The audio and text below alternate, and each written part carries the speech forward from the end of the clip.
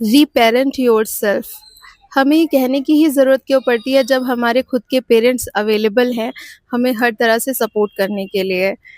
क्योंकि हमारे पेरेंट्स को भी कहीं न कहीं ये नहीं पता है कि इमोशनल सपोर्ट या इमोशनल नीड सैटिस्फाई करना क्या होता है, क्योंकि कहीं न कहीं उनके पेरेंट्स ने भी उनको ये चीज़ नहीं सिखाई है। पहले के जनरेशन में ये चीज़ें इतनी ज़्यादा इम्पोर्टेंट नहीं होती थी, सिर्फ़ एक फाइनेंशियल सपोर्ट प्रोवाइड करना इम्पोर्टेंट होता था। तो जो इमोशनल नीड थी उसको इतना ज़्यादा इम्पोर्टेंट नहीं दिया जाता था।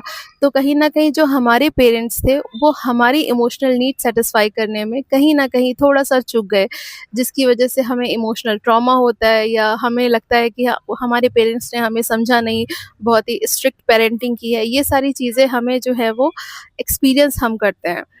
तो इसीलिए कहीं न कहीं हमें खुद को रिपेरेंट करने की ज़रूरत पड़ती है। खुद को वो सारे इमोशंस फ़ील करवाने की ज़रूरत पड़ती है। खुद को समझने की ज़रूरत पड़ती है, जिस तरीके से हम चाहते हैं कि हमारे पेरेंट्स ने हमें समझा होता। सपोज़ अगर हमने बचपन में कोई गलती की है और हमारे पेरेंट्स ने हमें बहुत तेज़ी से डाँट दिया उस बात पे। हमें नहीं पता है कि वो चीज़ें कैसे होती हैं, हमने अपनी तरफ से बेस्ट करने की कोशिश की, बट क्योंकि हमें नहीं पता थी इसलिए हमने गलत कर दी और इस पे हमें डाँट पड़ गई और वो डाँट हमें बहुत ज़्यादा हर्ट हुई। तो ये चीज़ हमेशा कहीं न कहीं हमारे साथ रही कि ठीक है, हम कुछ करेंगे तो हमें डाँट पड़ जाएगी। तो इनडायरेक्टली हमें जो सपोर्ट चाहिए था कि कोई बात नहीं, गलती हुई है, कोई दिक्कत नहीं है, नेक्स्ट टाइम ट्राई करना, नेक्स्ट टाइम बेटर होगा। ये वाली चीज़ें बहुत कम हमें हमारे पेरेंट्स की साइड से मिली हैं।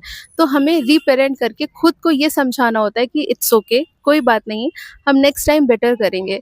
अपने आप को माफ़ करना होता है। जो चीज़ें हम एक्सपेक्ट करते थे हमारे पेरेंट्स हमारे लिए करेंगे, वो चीज़ें हमें खुद के लिए करनी होती हैं। इसी को कहीं न कहीं रीपेरेंटिंग कहते हैं।